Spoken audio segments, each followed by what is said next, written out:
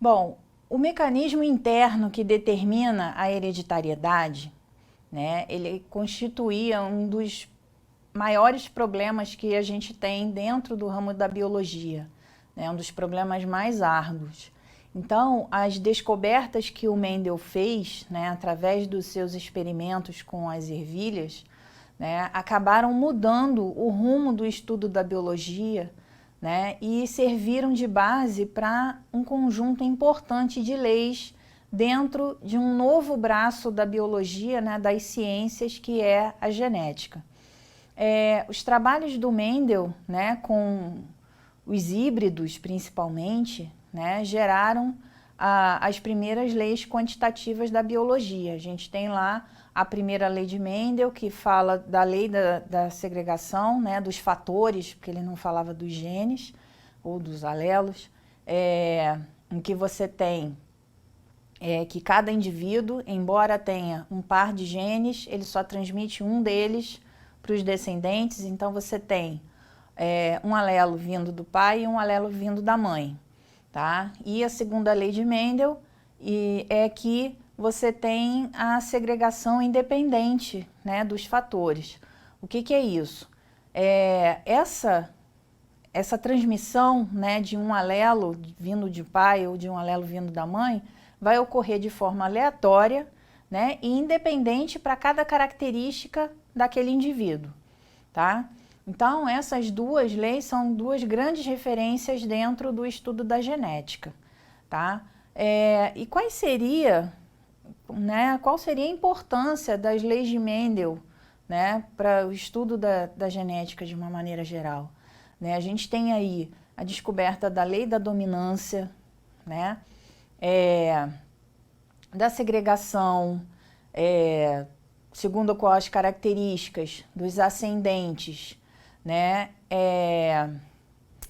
elas são transferidas, né, para as gerações seguintes. Elas também, essas características, elas podem, em alguns momentos, por conta dessa aleatoriedade que a gente vê na segunda lei de Newton, elas podem, por exemplo, desaparecer numa geração, né, e reaparecer na geração subsequente. Então, qual seria um exemplo disso? Por exemplo, a gente tem um casal, né, que um dos indivíduos possui olho claro, né? Então fica aquela expectativa de que o filho do casal também vai ter uma chance de ter olho claro, de olhos claros, né? Mas o filho não nasce com os olhos claros, tá? Então, o que acontece?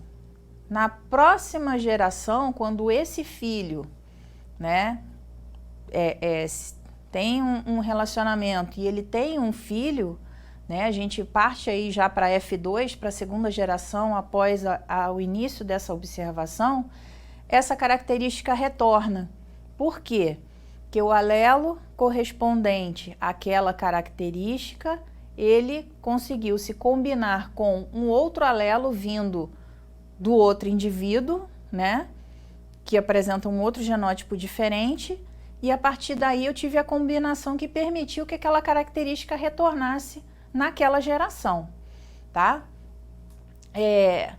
Então, o Mendel, né, fazendo esses trabalhos, ele era um apaixonado por botânica, né, por zoologia. Então, um apaixonado por ciências de uma maneira geral. No entanto, ele acabou tendo que abandonar os seus experimentos, os seus trabalhos científicos por conta da rotina, né, administrativa, da rotina religiosa que ele tinha no mosteiro onde ele estava, né? Então, os trabalhos do Mendel passaram despercebidos até 1900, quando outros pesquisadores, como Devier, fizeram também experimentos relacionados a essa questão da segregação, né? E chegou aos mesmos resultados, mesmo com o Mendel já tendo comprovado com experimentos pelo menos mais de 30 anos antes dele, né?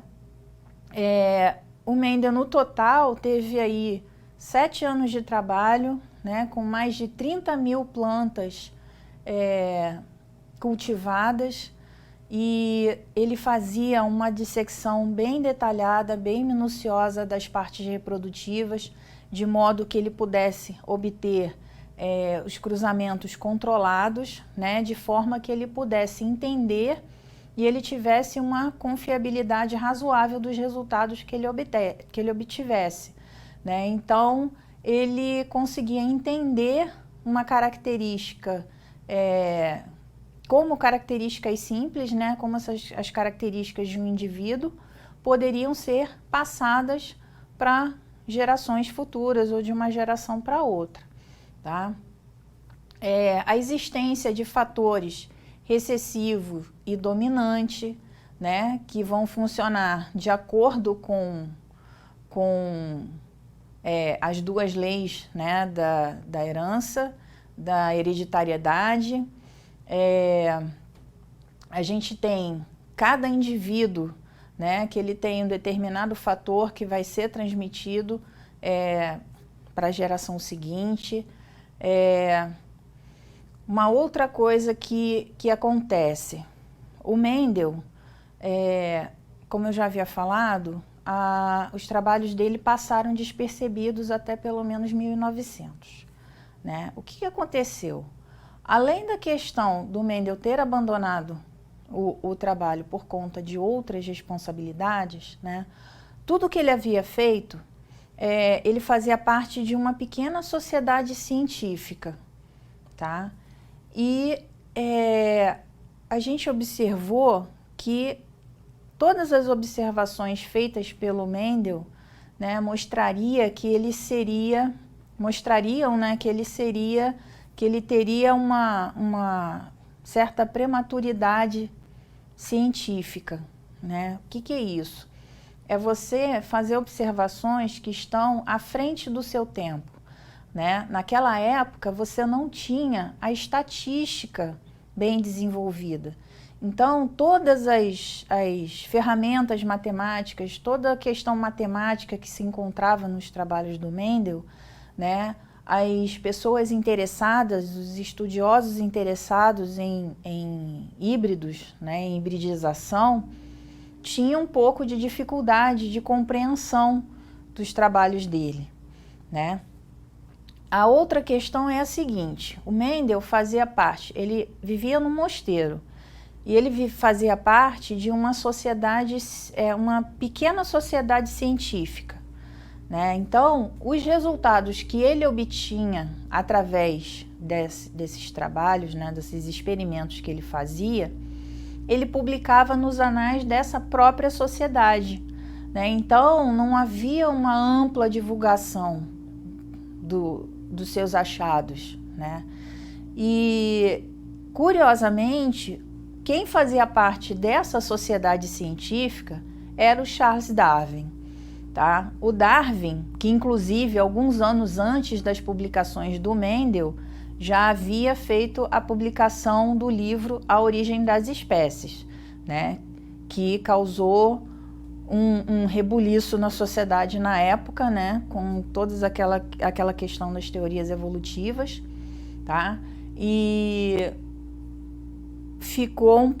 deixou um pouco o Mendel como que na sombra, né, da repercussão que a publicação do Darwin causou na época, certo? Então, inclusive, o próprio Darwin havia recebido uma cópia, né, uma separata do artigo do Mendel sobre esses trabalhos que ele havia realizado, né? Mas por algum motivo o Darwin não teria chegado a acessar esses artigos, né? Então, somente em 1901, né, que se teve acesso a essas publicações, a essa publicação do Mendel, né? E aí esse artigo dele, essas observações que ele encontrou, né, nos experimentos que ele fez, foram publicados em um periódico específico da área, né? E aí a gente poderia dizer,